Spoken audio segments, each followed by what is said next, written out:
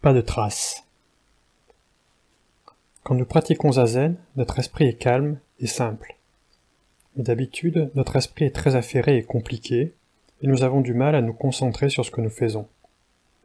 C'est parce qu'avant d'agir, nous pensons, et ce penser laisse des traces. Certaines idées préconçues portent ombrage à notre activité.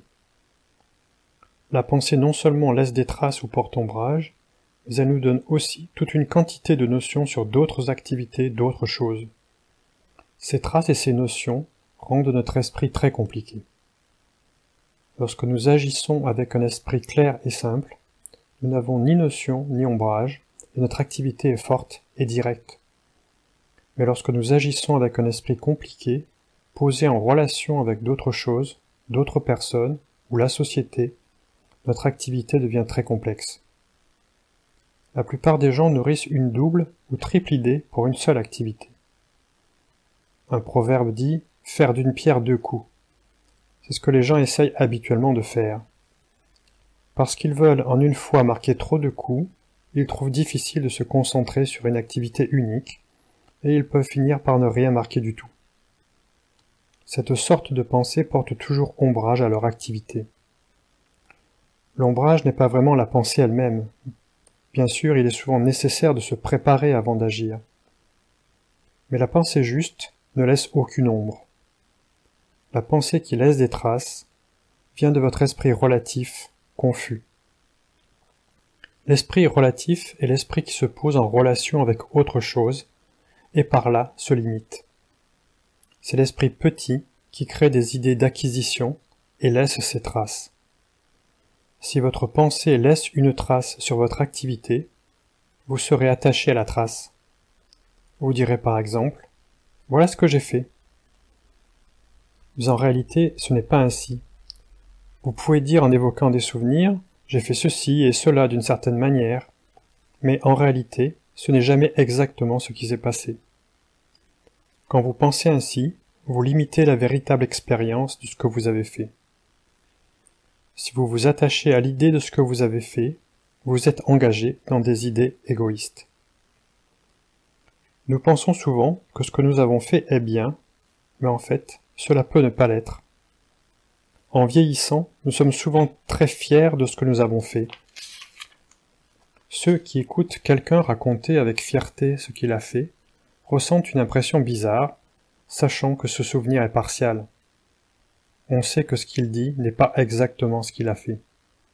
De plus, s'il est fier de ce qu'il a fait, cette fierté lui créera un problème. À force d'évoquer ainsi ses souvenirs, il déformera de plus en plus sa personnalité et finira par devenir quelqu'un d'assez désagréable et obstiné. C'est un exemple de ce que notre pensée peut laisser comme trace. Il ne faut pas oublier ce que nous avons fait, mais ce devrait être sans trace superflue. Ce n'est pas pareil de laisser une trace ou de se rappeler quelque chose. Il est nécessaire de nous rappeler ce que nous avons fait, mais nous ne devrions pas nous y attacher d'une manière particulière. Ce que nous appelons attachement est simplement cette trace de notre pensée et de notre activité. Afin de ne laisser aucune trace, quand vous agissez, vous devriez le faire de tout votre corps et de tout votre esprit, vous concentrer sur ce que vous faites. Vous devriez le faire à fond, comme un bon feu de joie. Vous ne devriez pas être un feu qui fume. Vous devriez vous consumer totalement. Si vous ne vous consumez pas totalement, une trace de vous-même restera dans votre activité. Il vous restera quelque chose de non totalement consumé. L'activité zen est l'activité totalement consumée, sans autre reste que des cendres. Ceci est le but de notre pratique. C'est ce que voulait exprimer Dogen en disant « Les cendres ne redeviennent pas du bois pour le feu. La cendre est cendre, la cendre doit être totalement cendre, le bois doit être bois. Quand cette activité-là se produit, une seule activité embrasse tout. » Ainsi, notre pratique n'est pas une question de temps, 1 heure ou 2, un jour ou un an. Si vous pratiquez Zazen de tout votre corps et de tout votre esprit, ne serait-ce qu'un instant, c'est Zazen.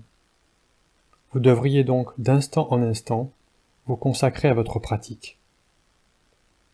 Après une action, vous ne devriez avoir aucun reste, ce qui ne signifie pas l'oublier complètement. Si vous comprenez ceci, toute la pensée dualiste et tous les problèmes de la vie s'évanouiront. Quand vous pratiquez le zen, vous devenez un avec le zen. Il n'y a pas de vous et pas de zazen. Quand vous vous prosternez, il n'y a pas de Bouddha et pas de vous. Une prosternation complète a lieu, c'est tout. Ceci est le nirvana. Quand Bouddha a transmis notre pratique à Mahakashyapa, il cueillit simplement une fleur en souriant. Seul Mahakashyapa comprit ce qu'il signifiait. Personne d'autre ne le comprit. Nous ne savons pas si ce fait est historique ou non, mais il signifie quelque chose. C'est une démonstration de notre voie traditionnelle. Une activité qui embrasse tout est la vraie activité, et le secret de cette activité nous est transmis depuis Bouddha. Ceci est la vraie pratique zen, et non quelque enseignement donné par Bouddha ou quelques règles de vie qu'il a instaurées. L'enseignement et les règles doivent changer selon le lieu ou les gens qui les observent, mais le secret de cette pratique ne peut être changé. Il est toujours vrai. Ainsi, il n'y a pas pour nous d'autre manière de vivre dans ce monde. Je pense que ceci est parfaitement vrai. Et c'est facile à accepter, facile à comprendre, facile à pratiquer. Si vous comparez la vie fondée sur cette pratique et ce qui se passe dans ce monde, ou dans la société humaine, vous découvrirez la grande valeur de la vérité que nous a laissée Bouddha. Elle est très simple, et la pratique est très simple. Malgré cela, ne l'ignorons pas, il faut découvrir sa grande valeur. Quand c'est aussi simple, nous disons souvent « Oh, je sais cela, c'est très simple, tout le monde le sait ».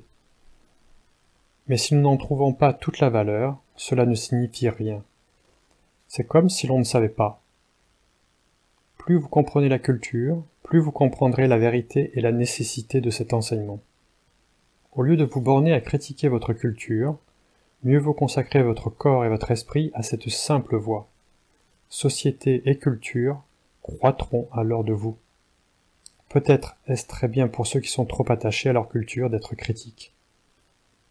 Leur attitude critique signifie qu'ils reviennent à la simple vérité laissée par Bouddha. Mais notre démarche consiste seulement à nous concentrer sur une pratique fondamentale simple et sur une compréhension fondamentale simple de la vie. Notre activité ne devrait être marquée d'aucune trace. Nous ne devrions pas nous attacher à des idées fantaisistes ou à la beauté, ni rechercher quelque chose de bien. La vérité est toujours proche, à portée de votre main.